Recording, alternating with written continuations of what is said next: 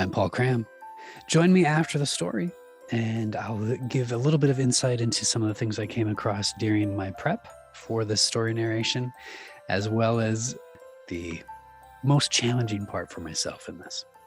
I hope you enjoy it.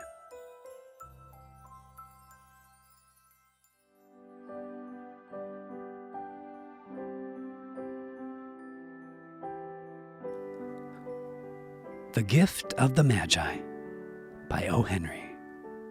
Narrated by Paul Cram.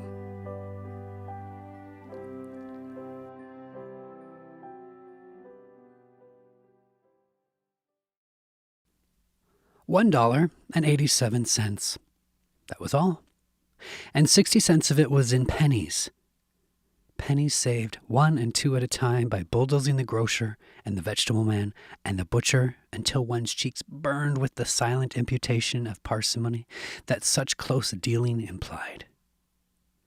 3 times Della counted it. $1.87. And the next day would be Christmas. There was clearly nothing to do but flop down on the shabby little couch and howl, so Della did it, which instigates the moral reflection that life is made up of sobs, sniffles, and smiles, with sniffles predominating. While the mistress of the home is gradually subsiding from the first stage to the second, take a look at the home.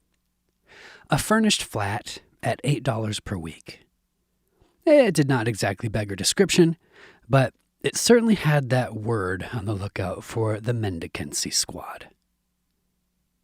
In the vestibule below was a letterbox, into which no letter would go, and an electric button from which no mortal finger could coax a ring. Also, appertaining thereunto was a card bearing the name Mr. James Dillingham Young. The Dillingham had been flung to the breeze during a former period of prosperity when its possessor was being paid $30 per week. Now, when the income was shrunk to $20, though, they were thinking seriously of contracting to a modest and unassuming D. But whenever Mr. James Dillingham Young came home and reached his flat above, he was called Jim and greatly hugged by Mrs. James Dillingham Young, already introduced to you as Della, which is all very good. Della finished her cry and attended to her cheeks with the powder rag. She stood by the window and looked out dully at a gray cat walking a gray fence in a gray backyard. Tomorrow would be Christmas Day, and she had only $1.87 with which to buy Jim a present. She had been saving every penny she could for months, with this result. $20 a week doesn't go far.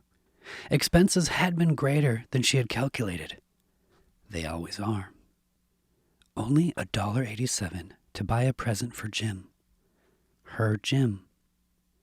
Many a happy hour she had spent planning for something nice for him, something fine and rare and sterling, something just a little bit near to being worthy of the honor of being owned by Jim. There was a pier glass between the windows of the room. Perhaps you have seen a pier glass in an $8 flat. A very thin and very agile person may, by observing his reflection in a rapid sequence of longitudinal strips, obtain a fairly accurate conception of his looks. Della, being slender, had mastered the art. Suddenly she whirled from the window and stood before the glass. Her eyes were shining brilliantly, but her face had lost its color within 20 seconds. Rapidly she pulled down her hair and let it fall to its full length. Now, there were 2 possessions of the James Dillingham Youngs in which they both took a mighty pride. One was Jim's gold watch that had been his father's and his grandfather's. The other was Della's hair. Had the Queen of Sheba lived in the flat across the air shaft, Della would have let her hair hang out the window some day to dry, just to depreciate Her Majesty's jewels and gifts. Had King Solomon been the janitor, with all his treasures piled up in the basement, Jim would have pulled out his watch every time he passed, just to see him pluck at his beard from envy. So now, Della's beautiful hair fell about her, rippling and shining like a cascade of brown waters. It reached below her knee and made itself almost a garment for her. And then she did it up again, nervously and quickly. Once she faltered for a minute and stood while a tear or two splashed on the worn red carpet. On went her old brown jacket. On went her old brown hat. With a whirl of skirts and with the brilliant sparkle still in her eyes, she fluttered out the door and down the stairs to the street.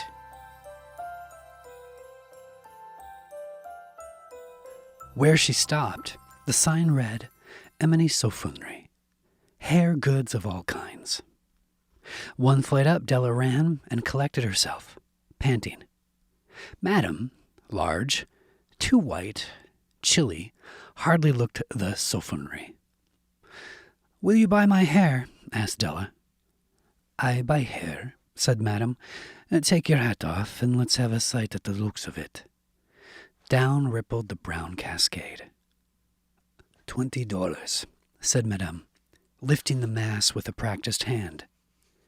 Give it to me quick, said Della. Oh, and the next 2 hours tripped by on rosy wings. Forget the hash metaphor. She was ransacking the stores for Jim's present. She found it at last. It surely had been made for Jim and no one else. There was no other like it in any of the stores, and she had turned all of them inside out. It was a platinum fob chain, simple and chaste in design, properly proclaiming its value by substance alone and not by meretricious ornamentation, as all good things should do. It was even worthy of the watch. As soon as she saw it, she knew that it must be Jim's. It was like him, quietness and value. The description applied to both. $21 they took from her for it, and she hurried home with the 87 cents.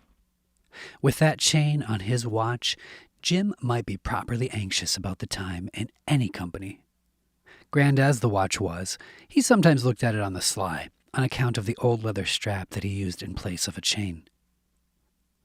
When Della reached home, her intoxication gave way a little to prudence and reason. She got out her curling irons and lighted the gas and went to work repairing the ravages made by generosity added to love. Which is always a tremendous task, dear friends, a mammoth task.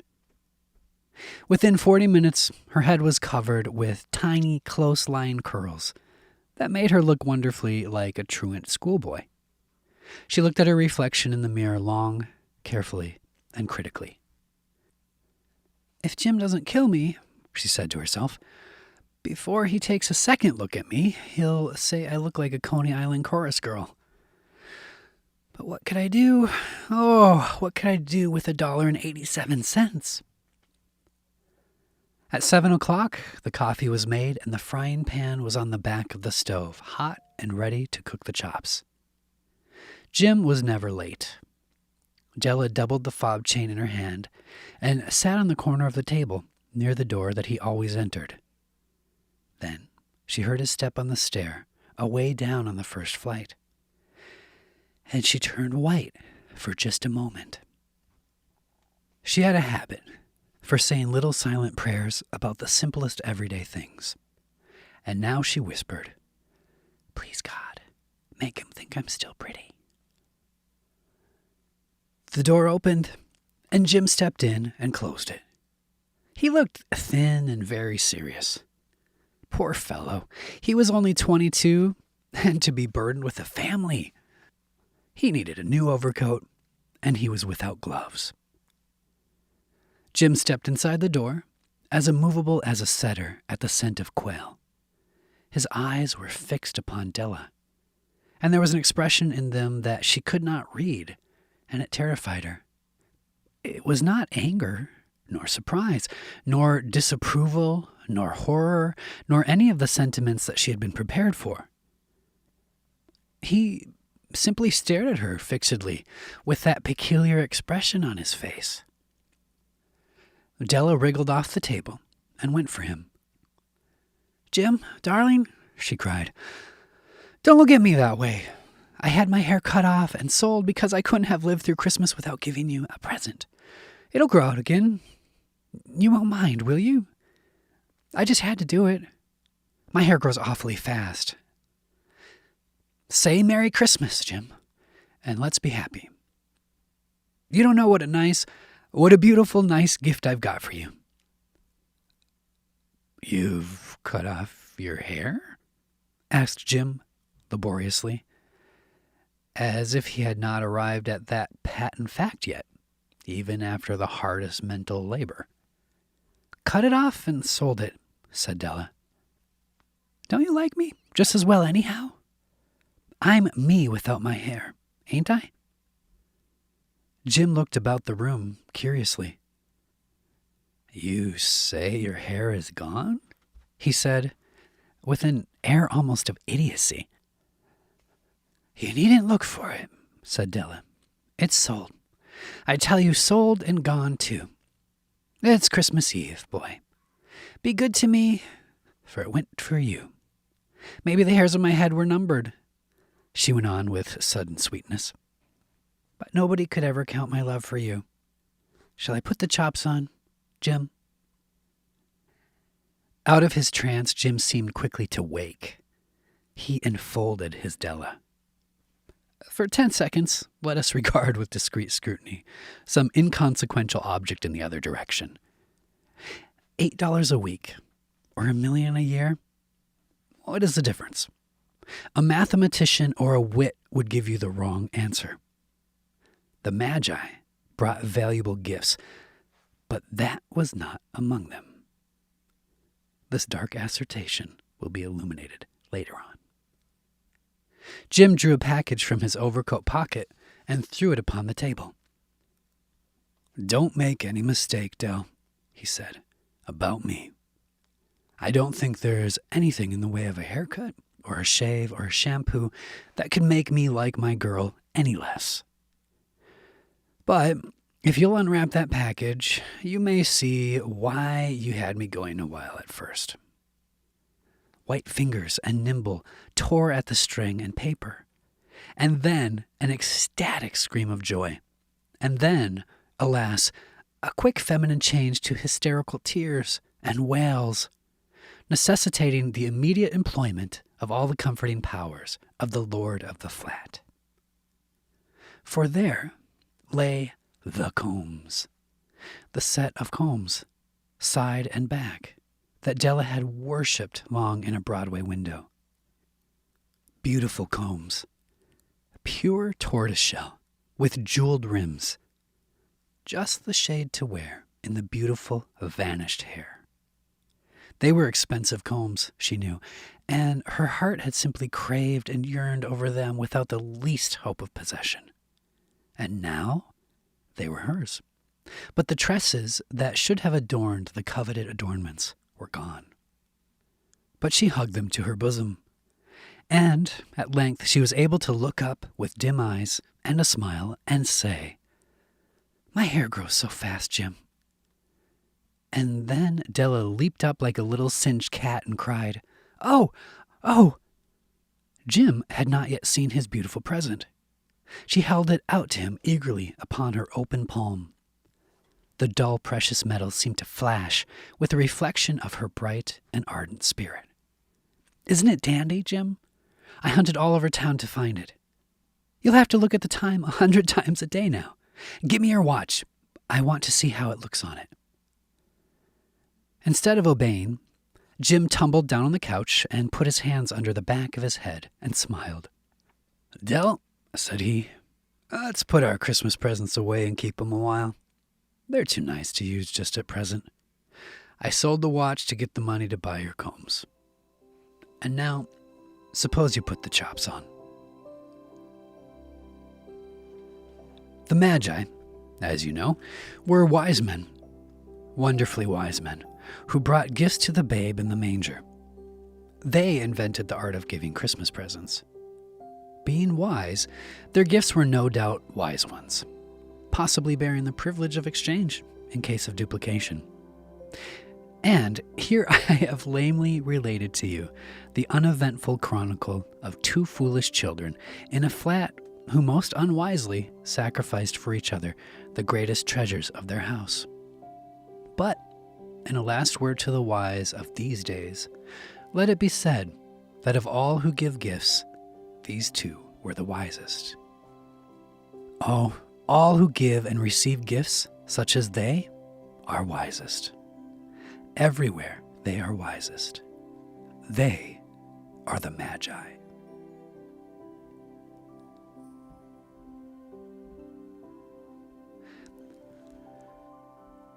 This has been The Gift of the Magi by O. Henry, narrated by Paul Cram. Audio copyright 2001, Paul Cram. All rights reserved.